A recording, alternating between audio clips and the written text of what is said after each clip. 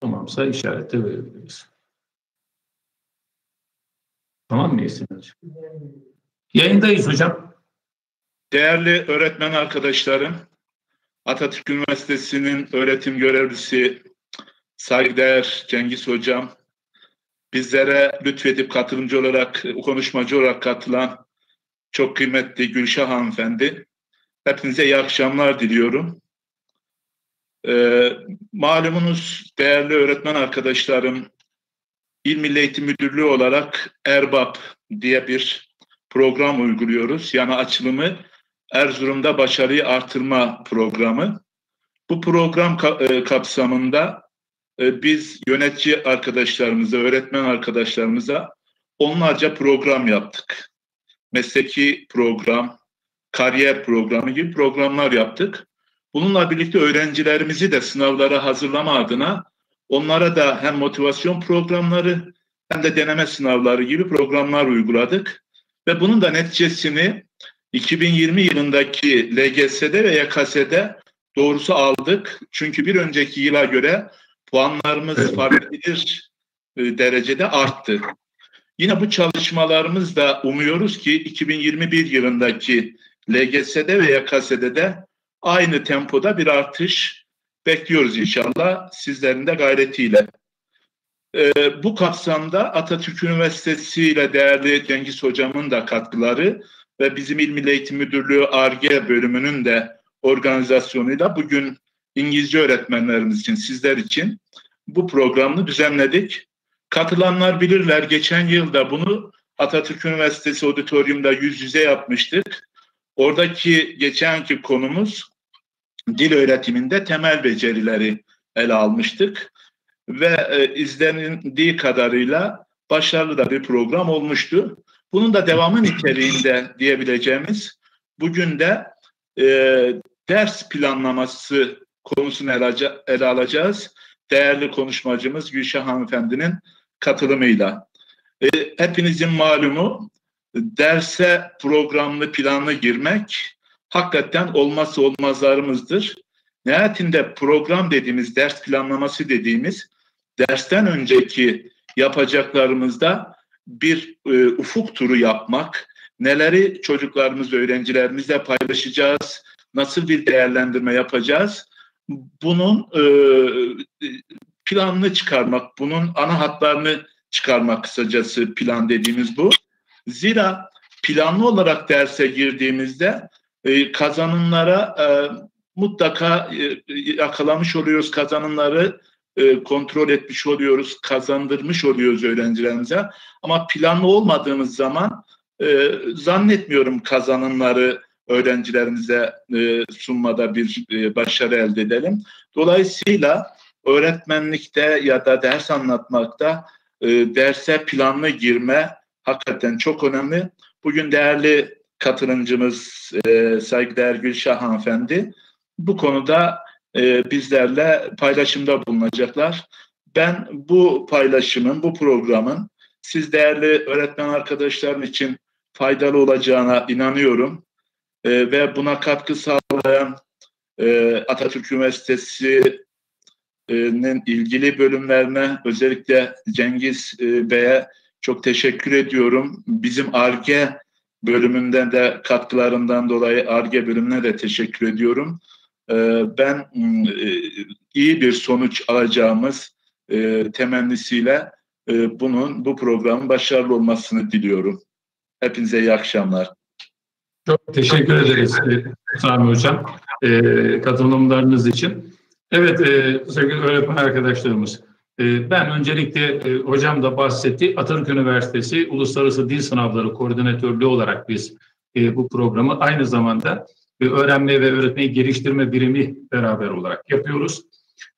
Şimdi kısa bir şekilde ben İngilizceci olarak da kendim de İngilizceci olduğum için Sami Hocam olayı biraz daha geçip Gulshan Hocam'la ilgili bir şeyler söylemek istiyorum.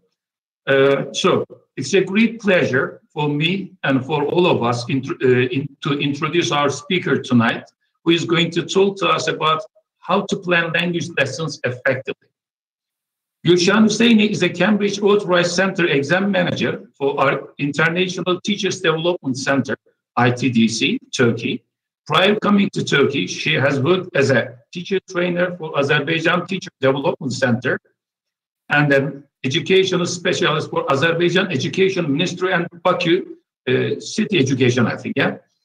Gulshan holds international qualification in teaching English, such as CELTA certificate, TKT certificate on 4 modules, and Train the Trainer certificate for CELTA S and CELTA P.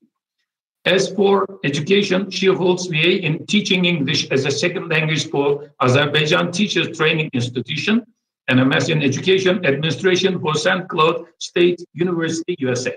Okay, so this seminar will be, I think that 75 or 80 minutes will be the presentation. And at the end of the seminar, I think that we will have 15 minutes for the questions, yes? Yes, yes. And also during the presentation, I will also ask if our teachers have some questions. So if our teachers have some questions, they can directly write your questions to the chat box. So we will. And I think that Gulshan will try to answer, I think that all the questions. And at the end, we will have 10 or 15 minutes just for the questions, I think. Yeah? Yes, yes, just for the questions. And also at the end of the training, at the end of the webinar, I will share with the link where teachers can go and download the summary of these training handout and also lesson plan templates and also one lesson plan example. Okay, so it is time to leave the floor to you, Gulshan Hanım, to make your presentation. Thank you very much.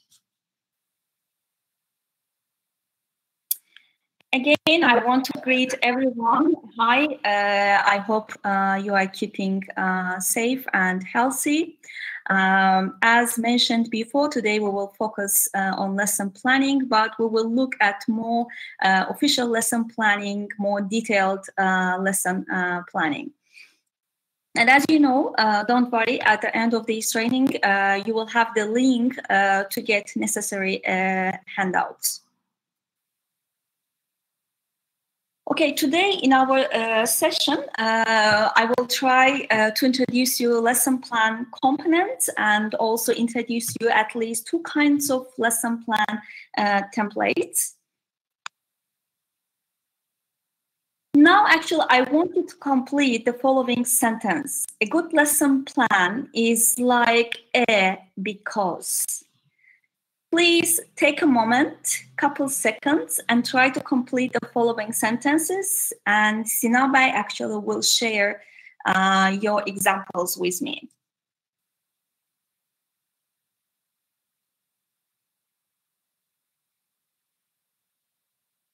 Okay. Sinan Bey, do we have any answers? Yes, we're waiting that yet, I think. Of course, you can use whatever metaphor to complete the sentence. Okay, I got one answer. A good lesson plan is like a wind. It directs us the right way. Exactly, yeah. Again, we have one more, the same actually. A good lesson plan must be flexible. That's a nice answer. So flexibility, yes, as teachers, we have always to be actually flexible.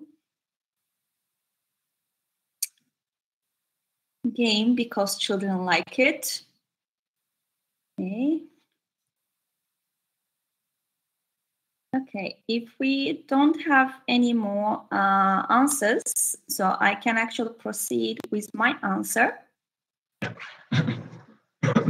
So for me, a good lesson plan is like a roadmap which tells us where we are going and helps us to take the best route to get there. But we still have to make decisions as we travel. Should we take a detour? Do we prefer the motorway or a country road, for example? So using plan means having a constant dialogue between what we intended to do and what's actually planning. Actually, one of our colleagues mentioned that we have to be flexible. Yes, lesson plan is important, but we still have to be flexible. We still, even with our lesson plan at hand during the lesson, we still make decisions. So now I want you actually to answer these questions. Please take a moment to contemplate on these questions. What do you do in the evening when you have a lesson next morning? How do you prepare for the lesson? Do you write down anything before the lesson? And what do you write down? So you have a couple seconds to answer these questions. You can even answer with one sentence because the questions are quite similar. And Sinabay will share with me some answers.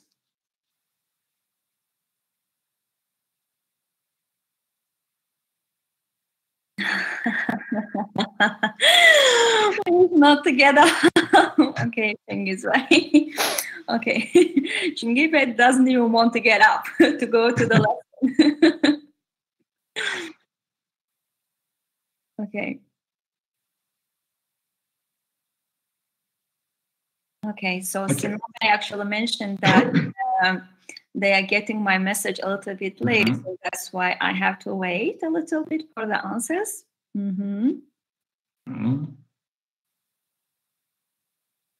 Okay, Tuba Hanum says that I will check out my presentation. So someone is actually working on presentation. So it means that someone has got really detailed planning.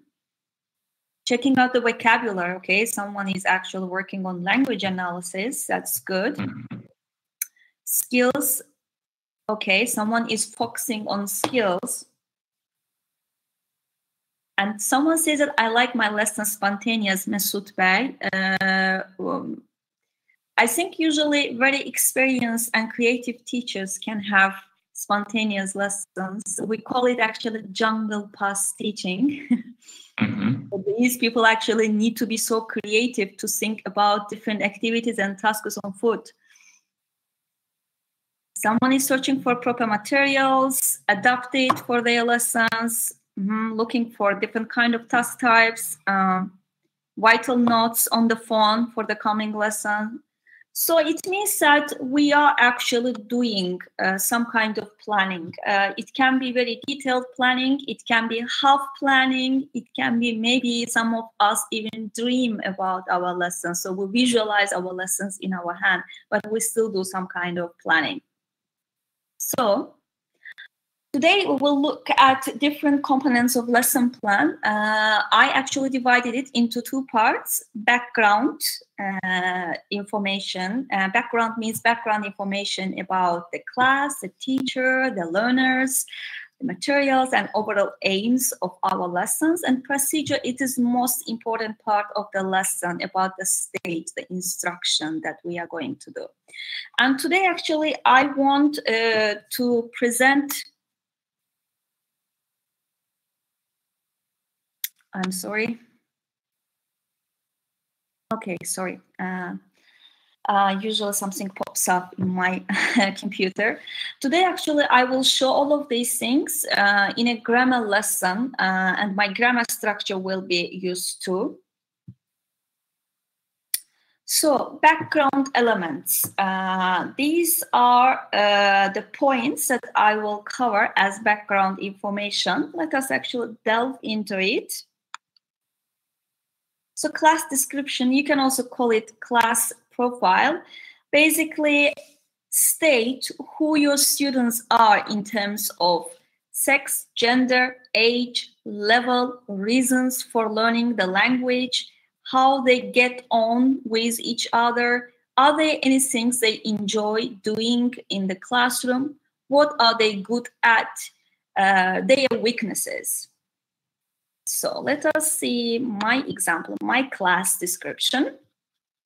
I hope everyone can see it. In my last classroom, actually, I was teaching adults. So as you can see from the example, I mentioned their age, their nationalities, and how they behave, how they get on with each other, and also what they are good at. And my students were like good at productive skills at speaking, writing, and they had good range of vocabulary, and they enjoy communicative speaking activities. Basically, this is kind of a brief description of my classroom. If you have very small classroom, like with 6 students or 7 students, it means you can even give actual more detailed information about each student.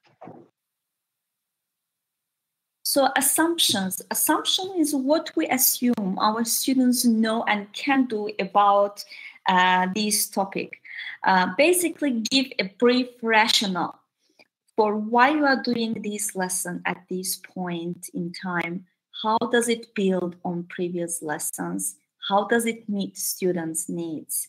And you can also mention what your students already know to do to cope with this topic, or what kind of experiences they have with new topic. So let us see my example. So my students know already use past tense to talk about past actions, and now they will learn about use to be able to compare the past and present. Okay. So aims. Aims are also very important part of our lesson, because we do lesson for a certain aim. So we have a purpose actually to do specific lesson. So main aim describe what we want our learners to be able to do, even to be able to do better at the end of the lesson. So aims, our aims can focus on a grammatical structure, on a vocabulary, on a function, or on a particular skill like reading, writing, speaking, or listening skills. And we usually use the form by the end of the lessons. The students will be able to, because we want to give them time. But I know that some of you probably are teaching elementary grades as well. For elementary grades, actually, our aims might not focus on grammatical structure, vocabulary, or any kind of skill. So for young learners, for example, your main aim might be students will listen to a story for pleasure, or your main aim can be encouraging a positive attitude towards the foreign language. So with young learners, it's a little bit different. But of course, your aim still can focus on skill or on grammatical structure, vocabulary. Probably you have heard about SMART aims. And so SMART stands for specific, measurable, relevant, time bound, and I think I forgot to say it, achievable. So specific, state exactly what the students will be able to do at the end of the lesson. Measurable, so can be, your aims can be ticked off as there is evidence that students achieved main aim at the end of the lesson. Achievable, so it's possible for the students to be successful with these aims. That's why you have to consider your students' level and also the time available. And relevant, your aims should be related to your course, to your topic, and also time bound. We want actually to give our students some time. And as you can see in these slide, I put by the end of the lesson, but you might have aim which you are trying to achieve by the end of the unit or by the end of the 2 weeks. So it depends. So as aims need to be very specific and measurable, it means that we have to use active verbs such as write, speak, use, tell, assess, compare, contrast. So we have to use active verbs because it is easy to measure active verbs. And it's also nice to have aims, because if someone is coming to evaluate your lesson, for example, you have inspection. By the way, I have been inspector and I have visited lots of classrooms, both in America and both in Azerbaijan. So if you write a lesson plan, main aim of the lesson, That's how we are going to evaluate you. We are looking at your main aim and then to the rest of the lesson. And at the end, we are trying to see if you achieved your aims or not. So if you write the aim, it means that the person will assess your lesson against your criteria. So, and it's good actually to have one or two main aims, maybe one aim. But for my lesson, actually, I put two aims to achieve as a main aim. So I don't want to read them out loud, as I think you can read them. So I'll just give you a couple seconds so you can read them.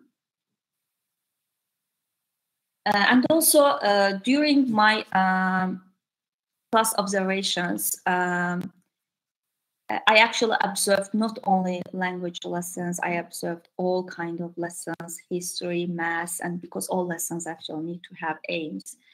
And a lot of times actually teachers write as a main aim, they write, I will do this, I will do this. So main aims of the lesson, especially main aim, it's not about the teacher, what the teacher will do. It's about the learners. It should be learner-centered. It's about what your learners are going to achieve at the end of the lesson. So we also have subsidiary aims.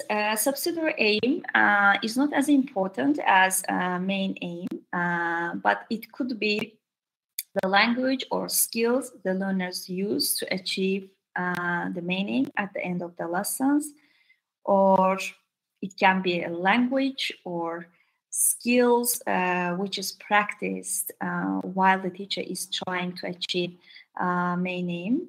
So still we can use the same format, like by the end of the lesson, learners will have practice or will be able to, and then use your active verb.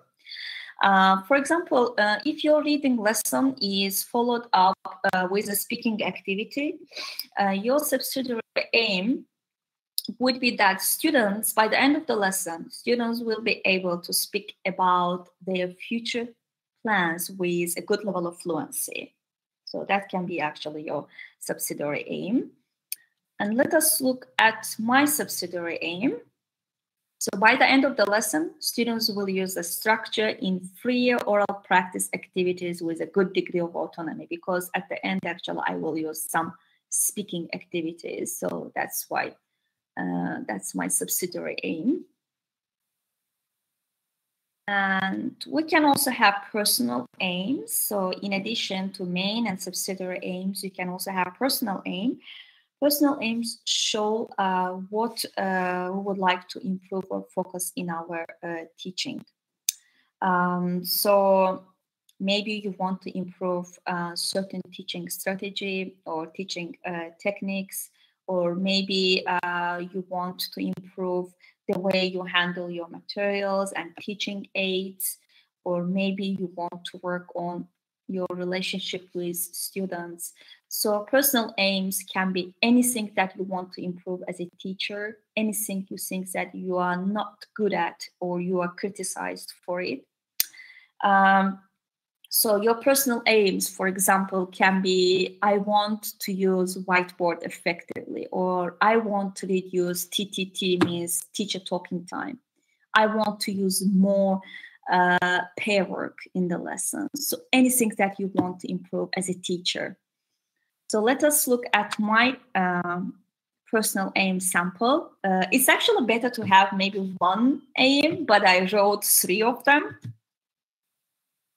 So I want to smile more when students coming in the classroom. I want actually to give instructions before tasks. I want to monitor students, react to their needs, but also not to be very intrusive. And context and materials. Context, this is a situation you will introduce so the lesson is meaningful and interesting for your students. It also may be a broad topic for vocabulary or reading lessons. As you know, now textbooks actually are designed around topics For example, one unit might be about communication, one unit might be about technology or relationships. So I will introduce used to, in these contexts, differences in the candidates' lives between childhood and now. I will use actually pictures. I will use two-person, Jenny and Milena, and their pictures when they were 12 years old and when they are now as young person, adult person. So these will be my context. So a lot of times actually teachers confuse it. For example, the name of the grammar, like present perfect tense form, these cannot be a context. This is your grammar point. But talking about personal life experiences, that can be context for present perfect tense.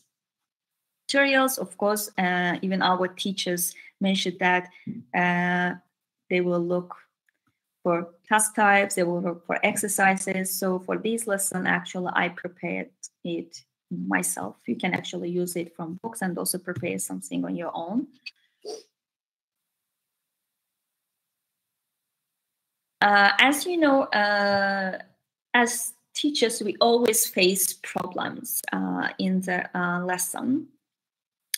So these problems, it's actually good to think about them beforehand, because sometimes it's really hard to think about solutions on foot. Sometimes we might be really tired or maybe not creative enough that day to think about solutions. So it's good to anticipate problems.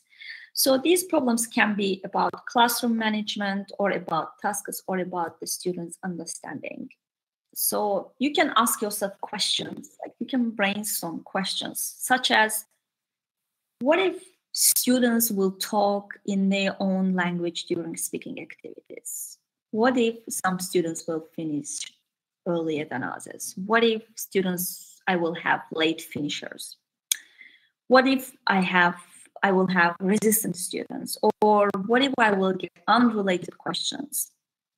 Or what if my tasks will be too hard or too easy? So you have to think about it and also about possible solutions for it. So I thought about possible problems and possible solutions for my lesson. And these are actually general problems, which is more related about classroom management and about tasks and students' understanding. So I hope you can read it. I hope your screen is big enough to see it, because I don't want actually to read from slides. Okay. And now this is kind of first part of our lesson planning, the background information. This is just the one template that I use. As you can see, I mentioned here class profile, my assumptions, main learning objectives, or you can say aims, subsidiary aims, context, materials, my personal action points. Actually, after lesson, I can comment if I achieve them or not. General anticipated problems and also solution. So this is just one lesson plan template, but you can also use this template for your background information. Or you can actually come up with your own lesson plan template, because there are so many lesson plan templates, and you might even decide which points you want to keep or which points you want to get rid of. But make sure that you keep main aim, because that's very important. Okay, do we have any questions? Yeah, I think Gulshan, we have one. Can you read that? Mm-hmm. And it said that if our class's profile is really low and uninterested on the subject, what can we realistically aim? Okay, it means that the teacher is working maybe with beginner class or elementary class. Maybe the teacher, as lately I taught like mostly adults. What I do at the beginning of my lessons, I actually do some survey to get my learners' interest areas. Maybe the teacher is using the topics that's not very interesting for students. So you might actually have some conversation with them. or maybe do a survey, because we don't have, I know that you follow some books, but books are only resources for us. It doesn't mean that we have to follow them. It means that maybe your students are more into speaking activities, more into games, because you still can actually practice grammar, vocabulary through, through games as well. Or maybe you need to have aims according to their level. Actually, I didn't understand, because when you have elementary students, you actually put your aims accordingly, because in my example, actually, it is intermediate level students and they are adults. I hope I did. I hope I answered. And also, it depends if your students, usually our students are mixed ability groups, and if you have mixed ability groups, so then it means that you can actually have them work in different groups and maybe give them different tasks, because some learners are really good and some learners are lacking behind, but you can still differentiate your tasks. So, you know, everyone on the same page. Anything else? Or Nothing. No, we don't have now. Okay. I think Sinabe is... Yes, he's typing. I think. No question. Questions. Okay. Of course, it might seem a lot, but the thing is that if you want to do detailed lesson plan, then these things actually can be added. And it doesn't matter if you are teaching young learners, secondary school students, lyceum school students, or university. It doesn't matter. There will be some differences with young learners. Actually, I mentioned one with aims. And also, I will actually mention whenever it comes up what kind of things we need to consider when we are teaching young learners, when we are planning for young learners. So now procedure elements. This is actually the main part of our lesson planning. So it is a part of the lesson which lays out the stages in the lesson to ensure that the main aims are achieved. And these parts should have enough details so that another teacher can take your plan and teach your class. So stage name. As we know, our lessons are divided into different parts, such as lead-in, or you can say warm-up, presenting new language, practice, feedback. So we have different stages. So we have to show our stage name. And also we have to write the aim, why we are using warm-up. What is the reason using warm-up? What is the reason using presenting new language or practice? Because when you write actually aims for each stage, it actually allows you to see how your stages, how your instructions or tasks, activities help you or lead you to achieve main aims. And procedure means the description of what students and teachers will do. Basically, procedure means what activities and tasks you will do in your lesson. And interaction, how your students will interact with each other. Are they going to work in group, in pairs, individually? So in your lesson plan, in shortened form, you can show it like T-S means that the teacher will have whole class discussion. Only one S means that students will work individually. S-S means that students will work in pairs, and double S means that either students will mingle.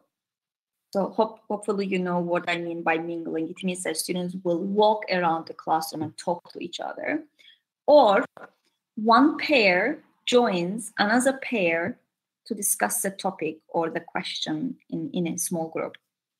And of course, you have to give them time because we have like 45 minutes lessons, 40 minutes, or maybe 90 minutes lessons. So we have to give for each stage some time. Otherwise, it will take students forever to do one activity. And here in procedure elements, in this part, you can also, maybe you have a task which has complicated instruction and you want to write the instruction there as well. Just make sure that you are giving clear instructions. or maybe you will include your questions. We call it concept checking questions. Hopefully in future we'll have another training focusing on concept checking questions, basically checking understanding. You can actually include these questions in your procedure part as well. This is, you will actually get these lesson plan as an example. You can see here I gave the time, and also I put interaction. Yeah, we will have actually a whole class discussion. Stage, I put building a context. It can be also leading as well. And I put the aim for my stage and procedure. So what I will do, I will show them the pictures, then I will elicit information, sentences from students, I will write them on the board. So this is kind of how the procedure part looks. So when you get actually this lesson plan, you can carefully explore it. And also you can use this template, whatever template works out for you.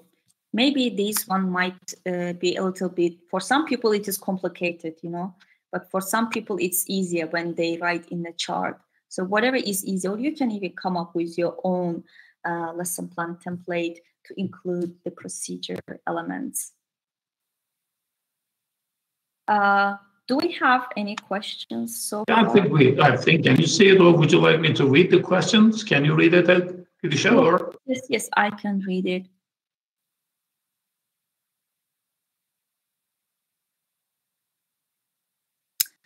Okay. Connections, people, what can I do? Communication skills to be improved. And then we have most of our students sing English as a lesson, as a language.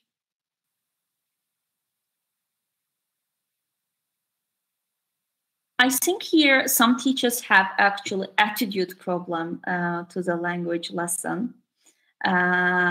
I think sometimes this attitude comes because I taught as a teacher in a state school, so I know the level of the students at state schools. I had classrooms where students were more motivated.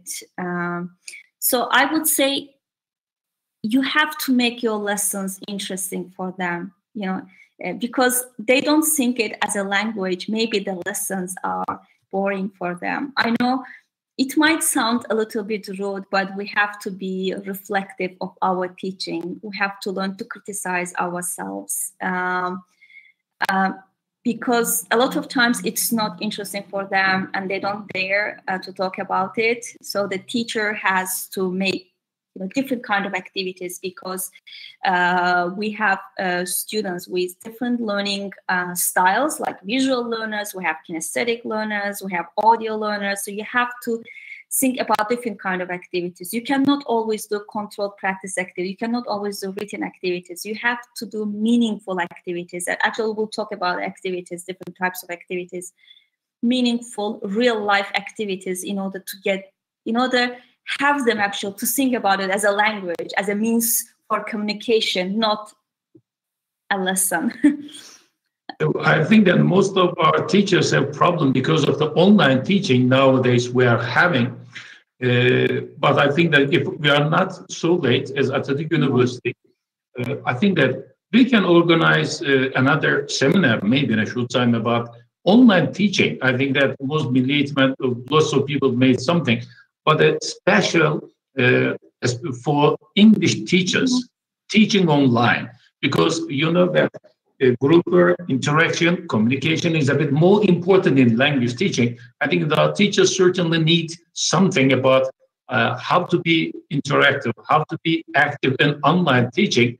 I think it would be better to organize a special session for this. That's a good plan. Actually, as I work as a Cambridge Exam Center manager, and Cambridge actually does a lot of trainings, and Cambridge has got a channel. Actually, I can share that channel with you, and maybe you can forward this link to teachers. Cambridge does webinars where to help teachers to teach online, how to make their lessons more interactive. So they have actually several webinars on it. So maybe I can actually send information so that the teachers actually can listen, watch them whenever they have time. And of course, we also can do a training on it based on our teachers' needs. Maybe Cengiz Bey, we will get actually have survey with the teachers before actually making another training on it. First, we have to make a need analysis for the teacher, what they need, and organize something for the next seminar. Yes, yes. And one teacher says that as there is a short time, sometimes I have difficulty reaching my aims. Sometimes actually, that's why I say that maybe you should put only one aim to achieve it. But even putting one aim, it doesn't mean that you will reach it at the end. Because as we said that sometimes we face problems. Sometimes our students cannot move on. They have problem with understanding. If they have problem with understanding, it means that, okay, probably I have to repeat it again. Tomorrow I have to do more activities. So putting aim doesn't mean that we will achieve it at the end. Of course, as a teacher, you try to achieve it, but it doesn't mean that, so you shouldn't be very sorry. You shouldn't feel very bad about it. Okay, so online classes, definitely we should do something about online. Yeah. Mm-hmm. The next seminar will be about it, I think. Yes. I think that our teachers actually, teachers who are currently watching me, I think they are more experienced with online teaching than I am, because currently I'm not in teaching position. Currently, I am more like in teacher training and also more in exams. So I'm sure that actually our teachers have a lot to share with me. So, now, lesson. Our lessons actually are divided into two parts. Even when I asked questions, some of teachers said that, oh, I prepare for skills lesson. So yes, we have skills lesson.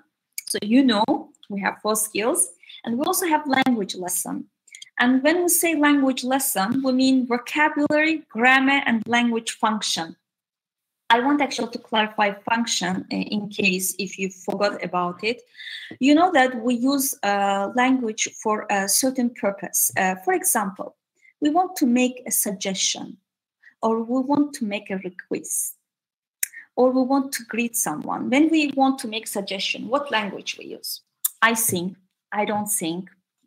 If I were you, I would. So this is actually function. Function means like certain expressions that we teach our students. Just wanted to clarify it because I will use a lot these words. So language lesson means grammar, vocabulary, function. And in our language lessons, we use different kind of activities, tasks. I actually divided them into 3 parts. But of course, in some literature, sometimes activities are divided into 2 parts as well, or they are maybe named a little bit differently. So controlled practice, sometimes it's also called restricted practice. So basically, what does it mean? It means when learners use the target language. When I say language, from now on, understand grammar, vocabulary, and function. That's what I mean when I say language, target language. So when learners use the target language repeatedly and productively in situations in which they have no choice over what language to use and what to say. So in controlled practice, our focus is on language accuracy. We want the students to use it correctly. And these kind of tasks have one specific correct answer, that's all.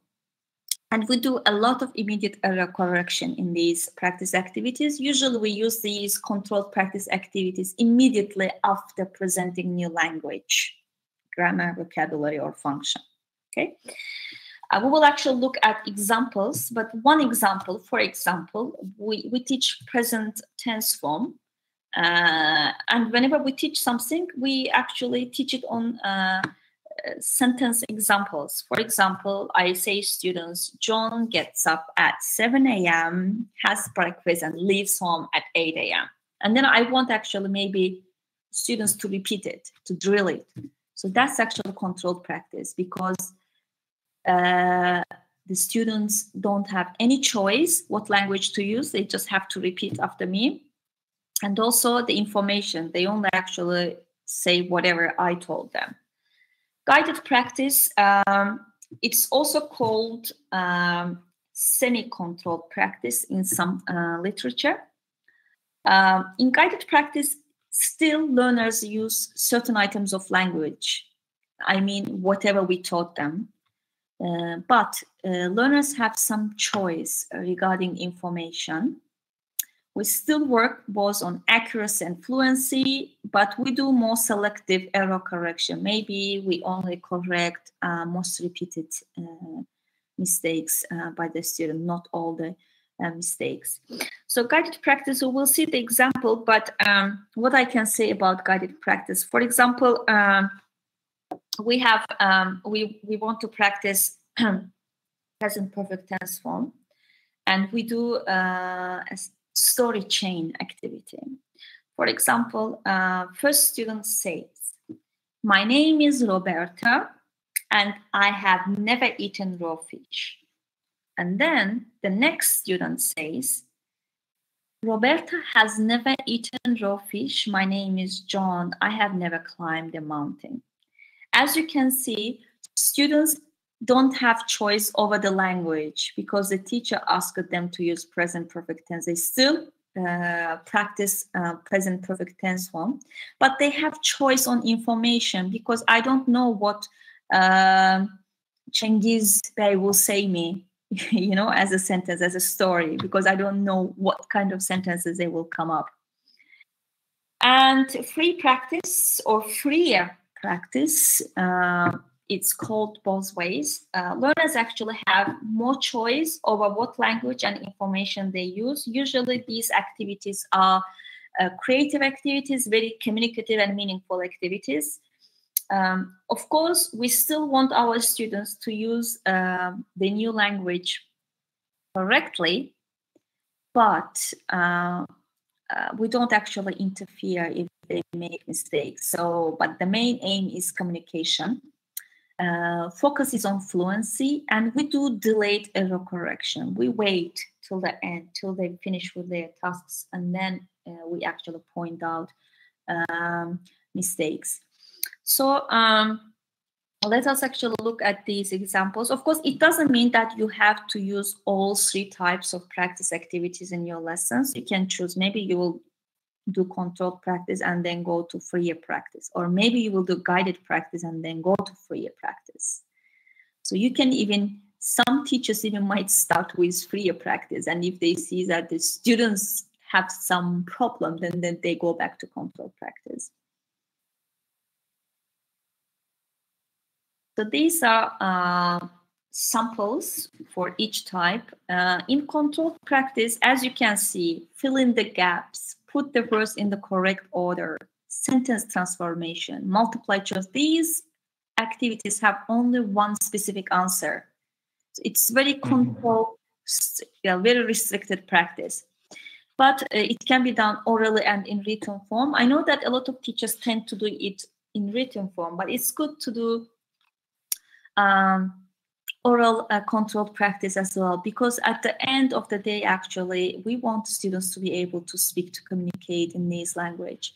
For example, I will pay attention to a sentence picture.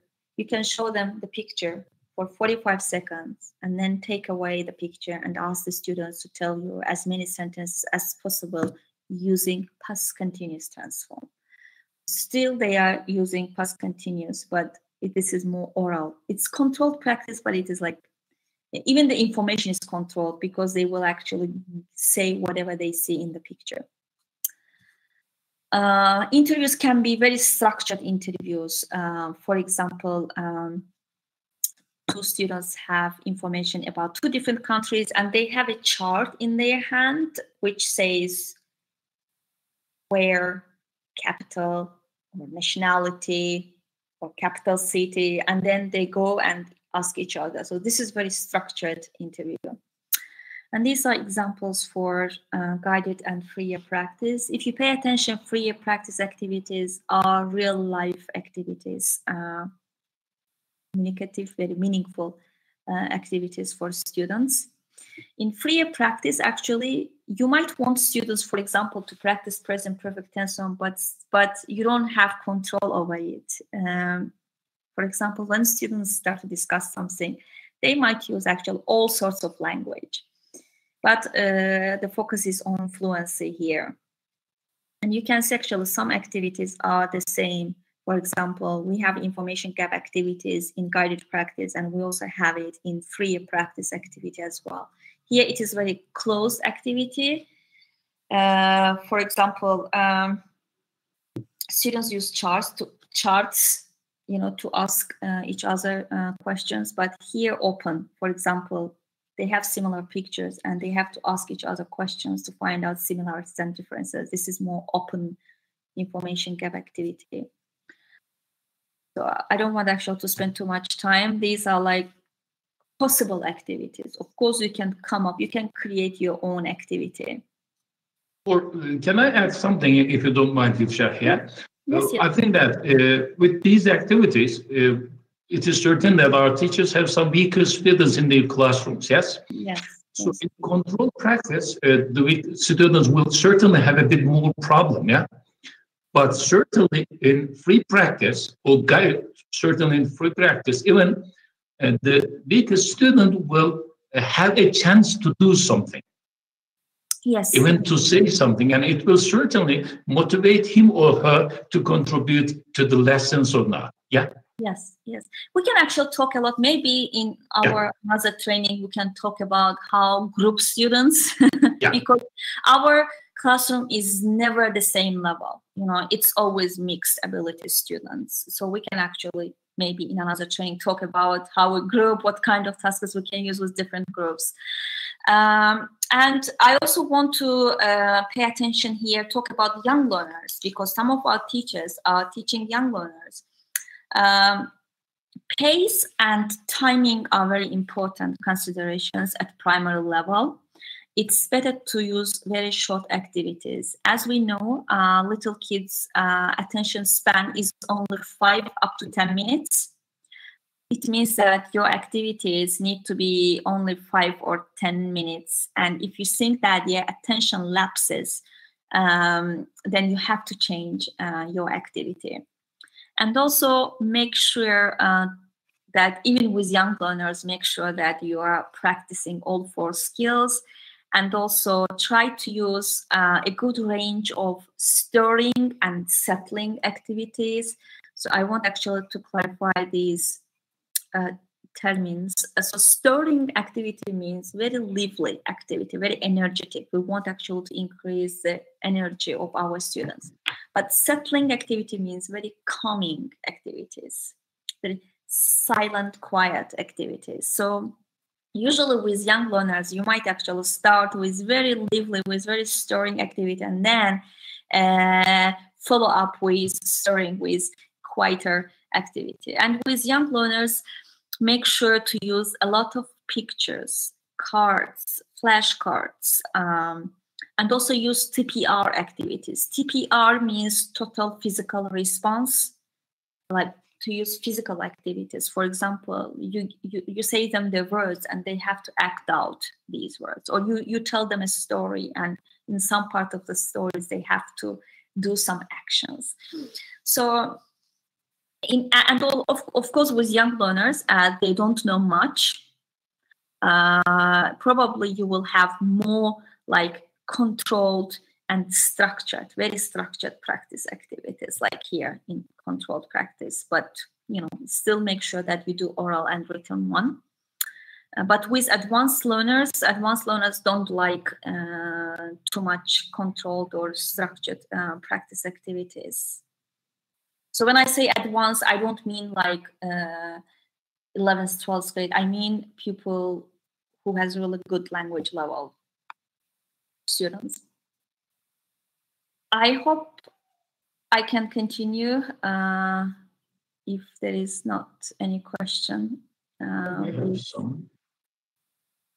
Is there any question? Or? And most of our teachers are asking for materials, I think. They need materials. They are asking for materials. They need lack of materials. Most of the teachers asking about that, yeah? Well, we have so much materials. Recently, actually, we were doing training for about resources to our teachers.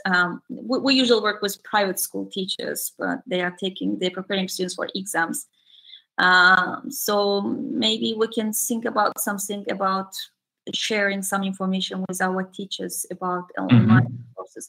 Even though actually we give you resources, still as teachers, you need to spend some time on exploring those resources. And still at the end of the day, you are the person who decides which material you will use. So I know that with my teachers, sometimes in my trainings, because even the practice activities, activity types can be actually another topic, completely different topic for a training. So I want to go with language analysis. If you are doing a language lesson, I mean grammar, vocabulary, or function, you need to research the language. The more you put into the research of your target language, the easier it will be for you to clarify the language for students. So you have to research the meaning of the new language item and how you will explain, how you will convey the meaning to students. You have to think about pronunciation features. You have to analyze the pronunciation features of new language item and also the structure, the form. And also, you have to think about what kind of problems your students will have with meaning, pronunciation, and form. Before, actually, we talked about anticipated problems, but it was about general, mostly about classroom management. Your students probably will have some problems with meaning, pronunciation, and form as well. So, so my lesson was used to, here I put marker sentence. Marker sentence means that we always actually, whenever we teach any grammar, we use sentences. So we have a sentence to explain something. So as you can see here, we put form. Phonology means, you know, pronunciation, and appropriacy, like register, or is this language formal, informal, or negative. So as you can see here in my sentence, in phonology part, in pronunciation part, I mentioned the stress, intonation, and the linking sound, the pronunciation, yusta. Because used to, we write it separately, but when we say it actually together.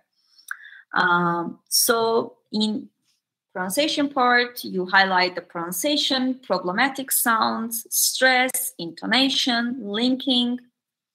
And in form part, you know, whatever we teach, we always put the structure. Structure means form. For example, I put the structure of this sentence, subject plus yusta plus base verb, or you can say infinitive verb. And also, this language is neutral language. It's not formal, it's not informal, it's neutral. And here, concept means meaning. Okay, what does this language mean? This language is used to express past states that have stopped. And here I put my concept checking questions. With these questions, actually, I will check if my students understood this sentence, the meaning or not. Okay. And here, I put specific potential what kind of problems students might have with concept, with meaning, with pronunciation, and with form. For example, S used, instead of S, they might say the. It means that I have to model, I have to ask them to repeat after me. And also they might think that past simple means the same, but as we know, used to actually gives more clear indication that the action has stopped, but past simple doesn't specify it, doesn't clarify it very clearly. And also they might actually, instead of base verb, they might actually use ing at the end of the verb. So I have to maybe model again, have them to drill and also show them on the board that, you know, we don't use ink, we use laser. So that's how you analyze the language on the board. And also you have to, this is actually a little bit difficult part. Sometimes we think that we know the grammar or explain, but it might be a little bit harder to explain it. So whenever you explain your grammar vocabulary, you have to pay attention to meaning. You have to work on pronunciation, on form, structure. And let us look at vocabulary. So if we present vocabulary, what does this NPF mean? So I had two words, plain and frumpy. I have to show what part of speech is it? Is it noun, adjective, verb, irregular, whatever is it? So I also show the stress. And I will also show problem sounds actually here I will mention, because sometimes plain, Jane. So plain is more like longer sound, A, but Jane is like shorter. So meaning, what does this item mean? What does this word mean, plain? The meaning is here. And how I will actually teach this meaning. I will use the context of Milena. Actually, in this lesson, I use stories like Milena, pictures, Milena when she was 12 years old and when she is now. And then I ask my questions to check the meaning. And here I put like what kind of problems they might have. They might think that plain is used for men as well, but it's only used for women. Or problem with sound in plain and Jane. Or the students might think that plain is adjective because it's describing someone, but actually I will point out to the article that it's actually noun. So basically you have to think how you will teach your meaning, pronunciation, form. I like actually to use this form because this form asks the question, so you know what you are going to focus. And you can also use this template to do your language analysis. I know that it's a little bit difficult, but today actually we are actually looking holistically at lesson plan. In future, if you think that you want to focus only in one area, actually we can do something about it. We can actually focus only in one area. And maybe do some tasks yourselves as well. Hey, any questions so far? I know that language analysis is a bit difficult. Can you read them?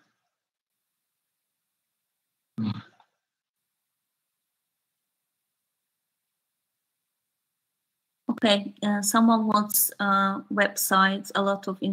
Okay, I'll probably we can do something about resources in another training, because this is, even if you teach online, you still have to use lesson plans. And in our actually Cambridge website, we have actually lesson plans for online lessons as well. Still, you have to, because you cannot always use games.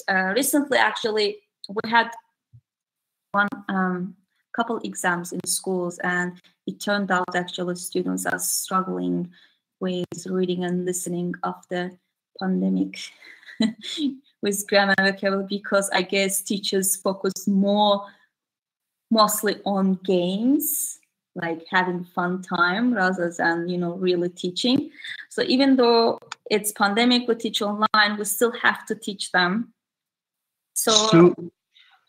So I think that we can make a list of these useful websites later on and work about it and share it or send it to our teachers, and then they can use them. Yes, it would be better to make a list.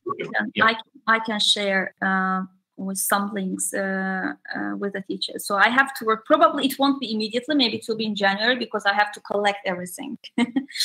You know, all links and materials that they can use in their lessons. Or maybe even though they don't prepare their students for Cambridge exams, maybe we can have one training, resources training, where we can actually show them in the website where to go and where to find it.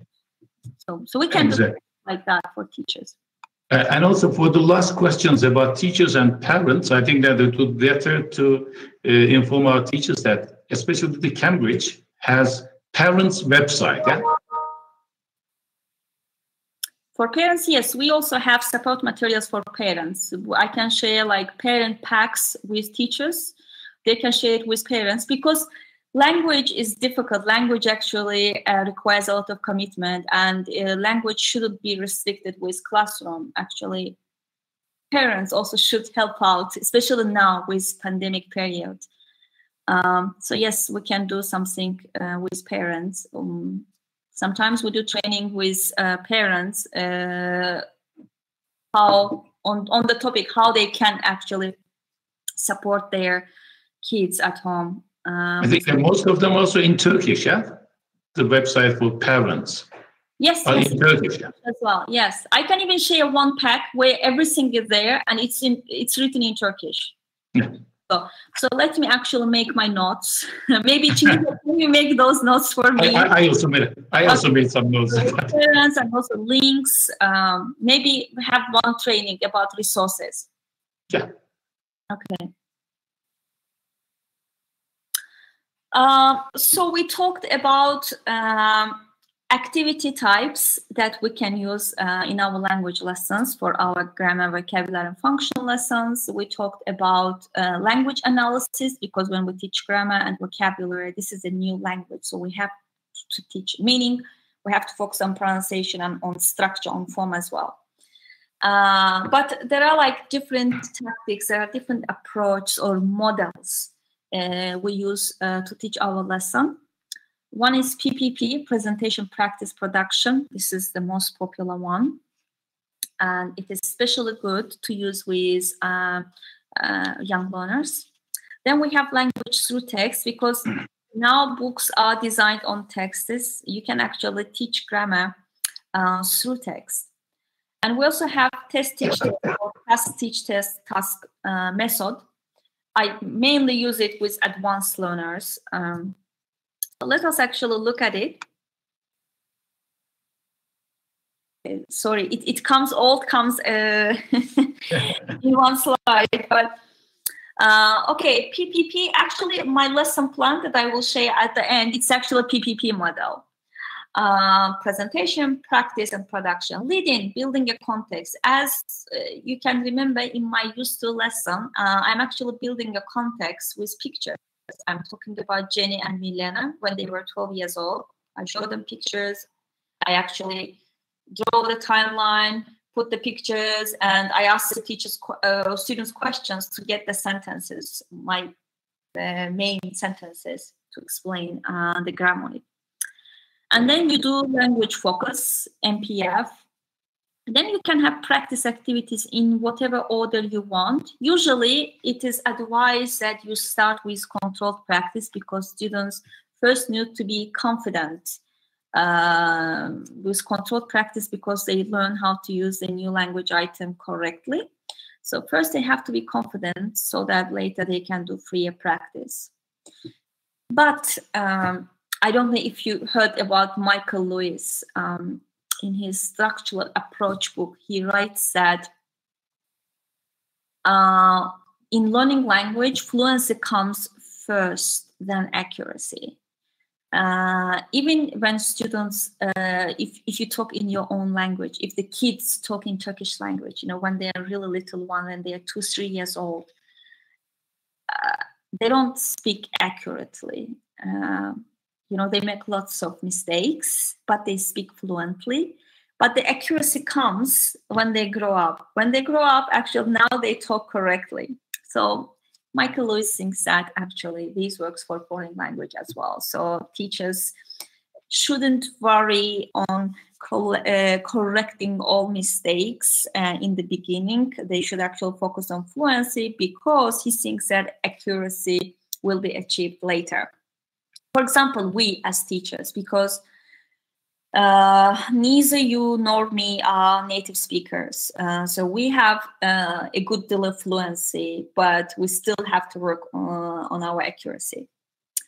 And then we have language through text. It means that the students have reading text, or it can be listening text. We call it audio text, recording. So how can you teach the steps of your lessons? Leading, again, we want actually to gain students' attention in the topic, in the reading topic. PTV means pre-teaching vocabulary. It is optional. If there is a new word in the text and you think that your students won't be able to deduct the meaning from the context, then you can teach it. Then you have your first task, gist reading or listening, which means reading and listening for general information. First, students need actually to understand the text cognitively in order to deal with it linguistically. So they do gist reading. We will actually look at gist reading and listening later. And in second task, when they read or listen for specific information, so in second task, you can give them a task which allows learners to discover one or couple examples of new language item. They don't necessarily need to know what grammar is it, but they can actually, you can actually kind of give them a task which will grab their attention on this text. And then you can do your language focus. For example, what kind of task it can be? Maybe you are teaching past continuous tense form, and you have maybe a listening task. Maybe it is a listening lesson. You started with listening. You can tell students, write like 4 sentences and say that they have to listen and finish these sentences. And of course, the second part will be past continuous. And when they finish it, you can ask them to underline the past tense forms. They will underline the past tense forms. And you can then ask them, what is another one? Some of them might be able to explain it. If not, then you will say the name yourself and then do your language focus on it. Of course, then you will have your practice activities. If in future, because I have actually separate like trainings about each of them, but I have it very practically, maybe after pandemic situation in future, when we have time, when we can do face-to-face training, can do it face-to-face. I can actually come inside the classroom and teach one lesson, and you will be my students. Teach one lesson using, some of these approaches, or maybe one of it, so you can see how you do it. And also test, teach, test, or task, teach, task. When we say test, we don't mean like multiply questions. Test means that you want to first to check what your students know about it. And I use it a lot with advanced learners, with adults, because adults already know something, especially if they're intermediate level. You might actually test and then decide that, oh, actually they know it. They know this grammar or vocabulary. I don't have to teach it. And then we can do something else. So what are the steps for this lesson, for this method? Leading, again, because you are building a context, you are gaining their attention. Then you give them your first task. Sorry, I think sometimes I am losing. Okay. But ensure that your task is contextualized. So it is not a random list of questions. It should be around some context. For example, if I want to teach my students like past conditionals, my context can be, like my leading can be, I can tell them a story, a thing that I regret about, because we use those conditionals in situations where we are unhappy or we regret about some stuff. And then your task, your sentences, again, situations can be about these topics. And keep these tasks very short, because you will do MPF on it, so you don't want to have actually 10 or 15 sentences. 3-4 sentences are enough, maximum 5 sentences. And then the teach part, it's actually feedback part. When you look at their sentences, if they wrote it correctly or not. If they write it correctly, good. If not, then you correct the mistake. And then you do MPF, meaning you can actually ask questions, concept checking questions. And also you can focus on pronunciation, on stress or difficult sounds or intonation, and form, the structure of that grammar.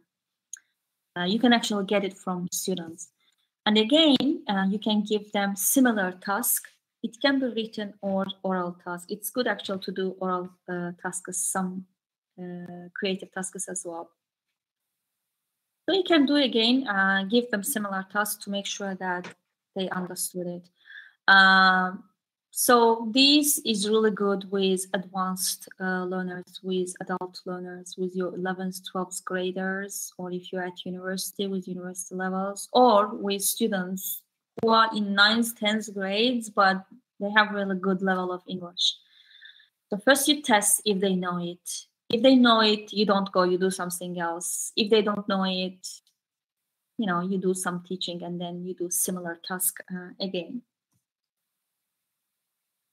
I know it is hard to understand it as a lecture. Probably you have to see a lesson. And as I mentioned, in future, inshallah, when the pandemic is over, because these lessons actually, you have to see it in example. Someone just needs to come in the classroom and have one lesson using one of these, which one you are interested in, lessons, so you can see how the lesson evolves, goes.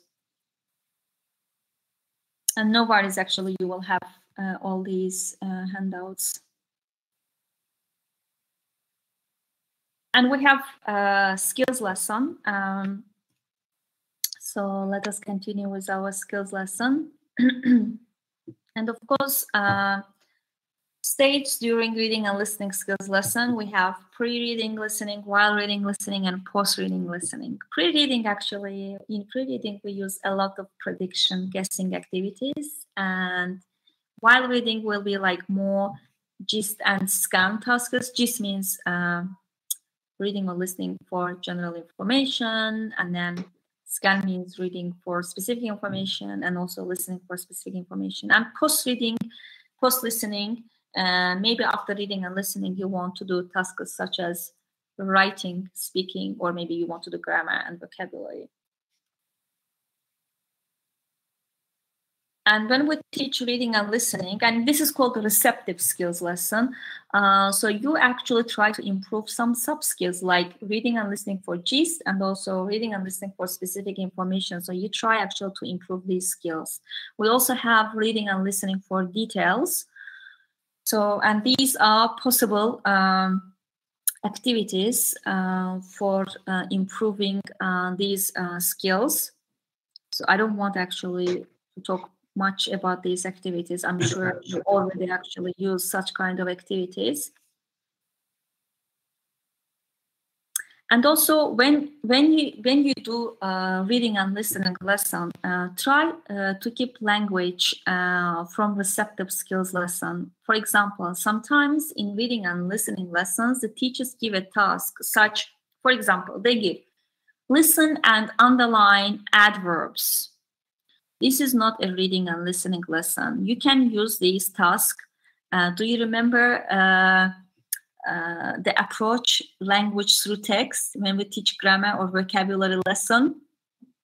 When you use a task, you use reading or listening, but you want the students to focus on grammar. You can use it for that lesson, for grammar lesson, not for reading and listening. So possible stages for reading and listening. Again, leading. As you know, in our textbooks, we have texts around certain topic. So your leading activity is, or you can call it warm-up activity. Try to gain students' attention to the main topic. Pre-teaching vocabulary optional. Try not to do it too much. Because if you do it too much, then your students don't learn deducting the meaning of the words from context. And GIST task means that they will read or listen for general information. And after this task, do pay a check. And then feedback. Feedback means that you check if they have done the exercise correctly or not. Try to use pay a check as much as possible in reading and listening lessons, because it's very important as it builds confidence. You know that reading and listening, especially listening, is hard. So sometimes when we immediately ask our students, tell me what you wrote, they might be really shy because listening is really hard. So it's better after tasks, they check it in pairs and then you get answers from them. And then tasks for specific information, again, pay a check and feedback. You can do tasks for detailed reading and listening. This is optional. Sometimes I go from GIST task immediately for detailed reading and listening, because this is about comprehension.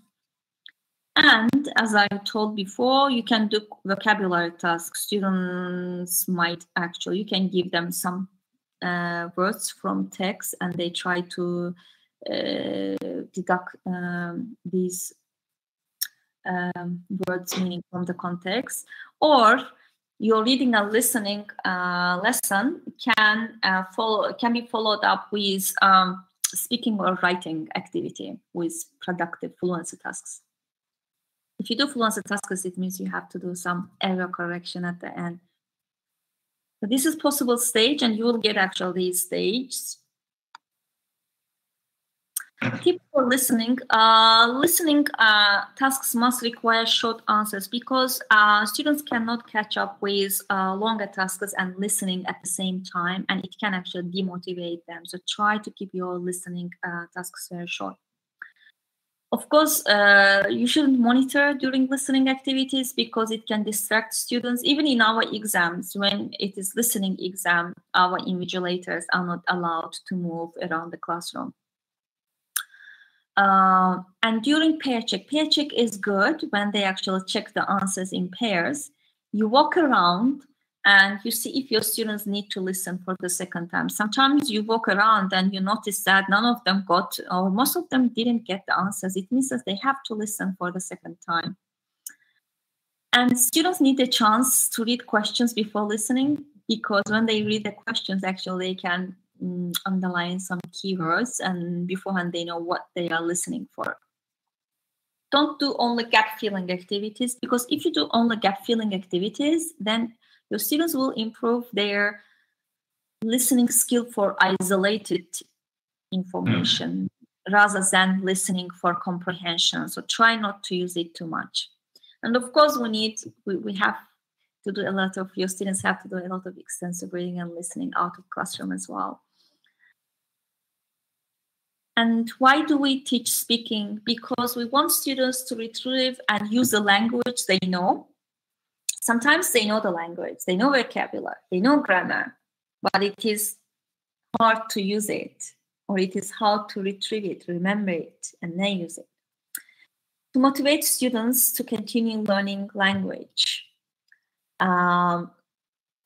Speaking gives the teacher and students a good idea of how they are doing. That's why I try to do more speaking activities. I don't know how you are doing, but when I teach, I think my lessons are more about speaking. I try to use, even my controlled practice activities, I try to use more speaking activity. Because when I try to learn, I have actually good Russian language level, but I wanted to improve it. And when my teachers don't do speaking activities, then I am demotivated, because only while speaking, I can see how I'm improving. Can I actually speak or not? This is possible speaking activities. There are tons of millions of speaking activities, but probably these are kind of mostly used more common ones. And we can do lots of games as well. And possible stages for speaking lesson. Again, lead in. We want actually, it's an activity that's designed to get the students' attention into the topic and to activate their initial knowledge. Introduce the task. tell them what they are going to do. So you give your instruction. And then preparation. Students can do some preparation tasks. They can actually write notes, what they are going to make notes, what ideas, what they are going to talk about, or they can listen or watch someone demoing, modeling them, the task. Highlight useful language. If there are some language or expressions that will help them to cope, to do these tasks, then you can point it out. But remember that this is not grammar lesson. That's why don't focus on it too much. And then students do speaking task, and then you give your feedback. So your feedback is more like positive reinforcement. So you actually tell them, you kind of summarize, kind of sum up the exercise task, and also you feedback, you give feedback on their general performance of the task.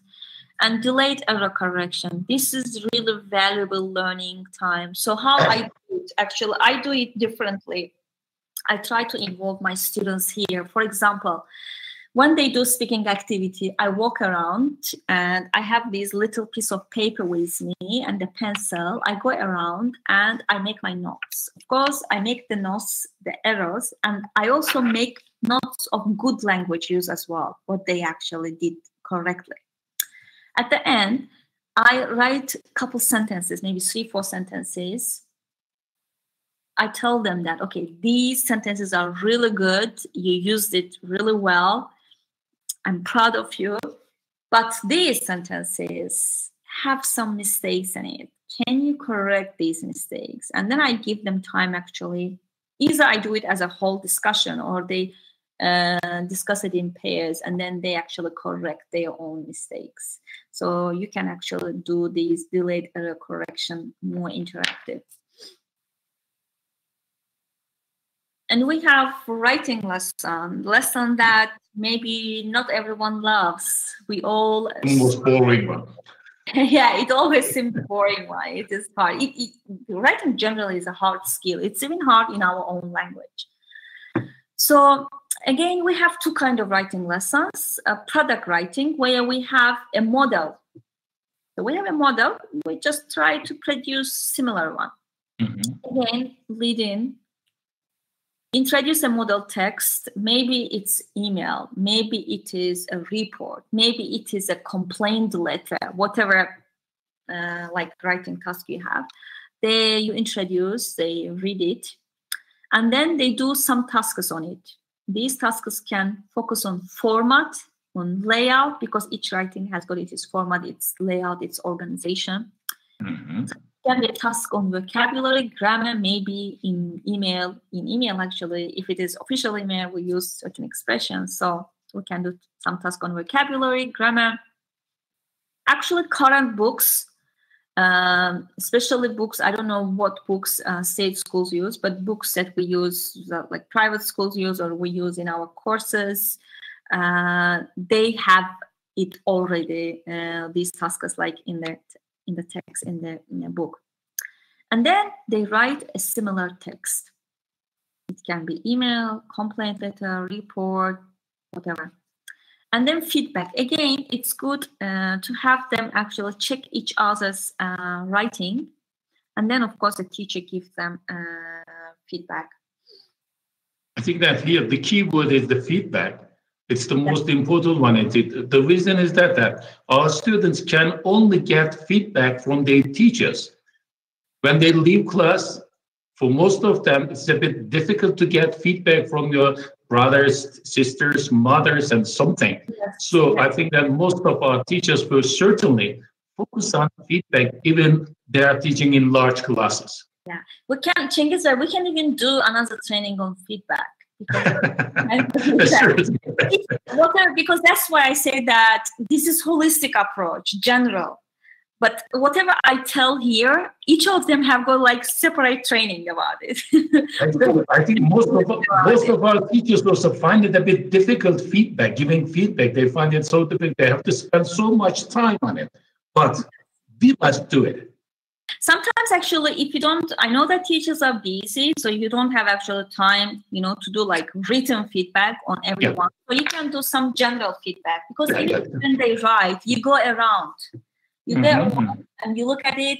You can actually do like maybe immediate feedback there, or you actually, as a teacher, make notes. What are the common mistakes, and then you do like you can do like plenary feedback. So you don't have, if you don't have time, but still they get some kind of feedback. Sure. And then we have another writing where we don't have a writing model. This is a process, you know, this is how the writing evolves. So again, leading, we have to always start with leading, because we need to activate, we need to get their interest. Pre-teach language. If there are certain languages that will be useful, so you can actually teach it, you can focus on it, you can highlight it. Brainstorming, so you can do a mind map brainstorm. So what things can be included in this writing. And also they plan. In planning, students again plan the layout, topics, ideas that they are going to include in this writing. For example, my students, I always pay attention. They never want to do planning. They never want to do it. They directly go to writing, but this is really important. Waste of time for students. Yes, but planning can be even 2-3 minutes. You know, just quickly make your notes. Then first drafting. After first drafting, of course, they need to get feedback. This feedback focuses on content, on organization, layout, and the language used. Because as you know, if it is formal, so language should be formal, or in complaint, like in report, you know, different kind of writing has got actually different language, different expressions to use. And then they do final draft, and again, feedback in case, and then the teacher feedback. So here at the last feedback, the teacher can focus on content, only just on content. And also, I think that writing doesn't mean writing 3-paragraph composition, 100 words or something.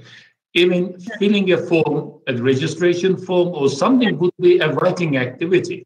Because most of the teachers or students, we think that when we are talking about writing, it's either write a 3-paragraph composition about this topic, at least 20 words or 250 words.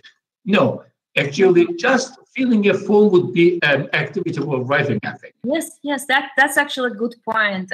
It's really nice that you pointed out, because even in exams, in our Cambridge exams, so I know that teachers focus on descriptive writing, but we have persuasive writing, we have argumentative writing, we have email writing, we have report, we have email, complaint letters, so we have like in certain forms. So all of them are different kind of writings, even filling in charts or writing based on charts. So different kind of writing. So it shouldn't, because if you use only one type of writing, it's really boring. That's what, then writing lesson is boring for students, because you are always writing descriptive writing. For example, for me, it's interesting to write complaint letter or email, you know, especially like report or persuasive. You are trying to persuade someone to do something. So it is really actually creative, and they get actually, because it's interesting for them, so they get interested in it. And whiteboard, many experienced teachers suffer from untidy whiteboards. This is actually my main problem. Or we don't use them as effectively as we would love to use. So in your lesson plan, you can also put your whiteboard plan, how you are going to use your whiteboard.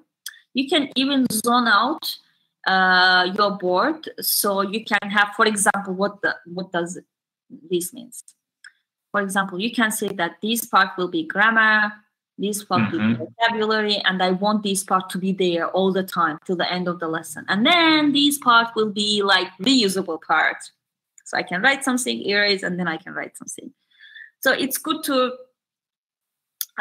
plan it beforehand, because I know that most of us really struggle with whiteboard usage as well. And this is kind of end of our plan. Always stick to plan. I know that at the beginning, one teacher said that we have to be flexible. Yes, we have to be flexible. So when we can deviate from our planning, when something unexpected happens, for example, the lesson, the topic is not interesting for students, it's boring. So no need actually to go with a lesson plan. Or the tasks that we arranged, it's too easy for them or too hard for them. So there are actually some unexpected problems, and so it means that you have to make some change. You have to have like kind of plan B. And then when your students are not ready to move on, your students didn't understand anything, they are not ready to move on, they want to focus on this thing, maybe on another thing. Or when you have magic moments, you know, when students want to talk about the topic, or when one of them says something and then everybody gets interested in it, and everyone now wants to talk about it. Sometimes we have to listen. We have to listen to our students, because otherwise they will think that we don't respect them or we don't listen to them. Of course, we cannot do it all the time, because sometimes students might use it as trying. The teachers must always have the control, I think that. Yes, of course. You need to have these also. You know, actually, when they use it as an excuse. So you know your students really well.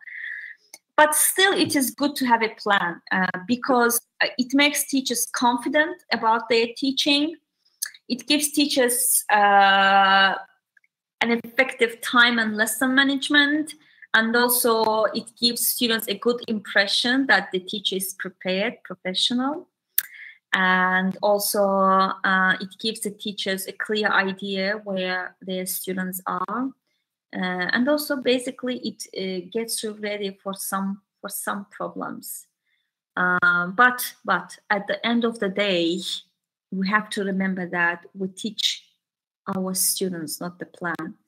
Certainly. So, sometimes we have to be flexible about it. But when you have some plan, maybe you might tell me that, oh, the plan that you introduced is too detailed. Yes, it is too detailed. If you don't have time, what you can do half planning. Maybe you can have your main aim and then the procedure part, stage, your active tasks. You can write it on a piece of paper very quickly as a note, or you can have these sticker notes. I know one of my former co-workers, she would actually write everything on cards or on sticker note and then change the places of the things. Yeah. So whatever works for you. Whatever works for you, but there are really important things to include in lesson planning, especially young teachers. If you are a young teacher, especially the first 5 years are crucial moments. So as a young teacher, you need to have really detailed lesson plans. I think only very experienced teachers, experienced and creative teachers. Sometimes some teachers might have 20, 30 years experience, but they always use the same method, the same strategy. So I don't accept it as experience. So when I say experienced teacher, it means that that teacher is very creative, flexible, and that teacher knows maybe hundreds, thousands of activities, tasks in mind, and can change everything very quickly, can make decisions on food. So those teachers, yes, those teachers can go without a plan and do this jungle path teaching. So thank you very much I know that it was late, probably most of you were late, but you were hanging on there with me. So these are our contact information. You can see our organization's phone number, website, and Instagram, LinkedIn, Facebook, social network as well. And Cengiz Bey also took the notes. Yeah. You need. I think there were a lot of requests for materials and seminars and webinars about lots of topics. About online teaching. Yes, so, yep. And maybe in future, we will focus on some another topic. So this was very general. I know it was too long, but I hope you enjoyed it. I hope it was interesting or you got something for you.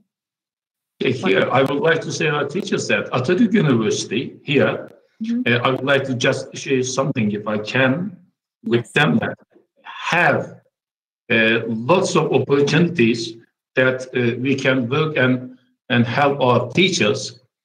I have to just wait a few minutes.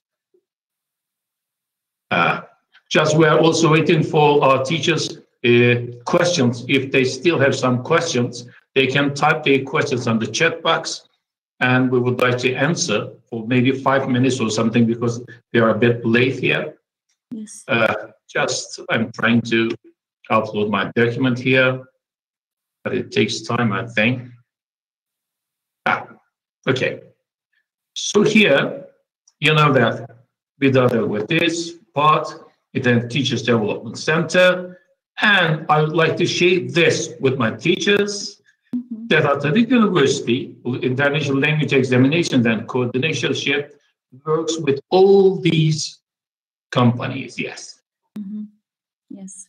And we have lots of, and also Cambridge here, is whatever they can. And after the pandemic, I'm sure that they can visit and would be better for them to get this. Okay. Any questions if they have? Yeah, Cengizhan. And also they can email here or visit our website and email. I think that would be better if our teachers visit our website and email the topic of the seminar that would like to have. Yes, yes. If they have some, maybe we can also share with some topics to them and they can choose from. Yeah. Hocam benim şeyi kapatabilir miyiz? Sunumu kapat, biz ortaya al, soruları alalım. Varsa. Ben kapatamadım buradan bu sunumu. Cengiz Bey, I want to share. You can. Link in chat, and that Sinan Bey actually will share with you, dear teachers. You can go to this link and get the materials. You will get 4 materials, like 1 lesson plan example, 2 lesson plan templates, and the summary notes, whatever I talked about it. So the main parts of our session. And it will be only valid till 1st of January. So it's better that you take it till the 1st of January, then it will be inactive. Sinan Hocam, o şeydekini hocalarımızla paylaşabilir miyiz? Tamam, teşekkürler. Yes, we share. Okay. Okay, any questions from our teachers? Any comments? That we are a bit late.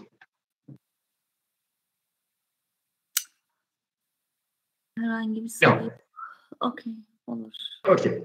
So I would like to thank you for your enlightening and entertaining presentation, and certainly would like to see you here in Erzurum. Yes, I would love a real face-to-face seminar, and it's more interactive than this one. Yeah. Yes, of course. I actually, this is first time for me to do a lecture. I usually do very practical, everything practical. I actually usually in my trainings, I don't talk. I want actually the teachers do the work. So, inshallah, next time. İnşallah. Çok teşekkür ediyorum. Öğretmen arkadaşlarımıza da çok teşekkür ediyoruz. Şöyle diyorum, inşallah uzatmadan kısa süre içerisinde online ya da tabii tercihimiz yüz yüze bir toplantıda tekrar bir araya gelmek umuduyla diyeceğim ben. Çok teşekkürler hocam. Ben de teşekkür ederim. İyi günler. Kapatabilir miyiz?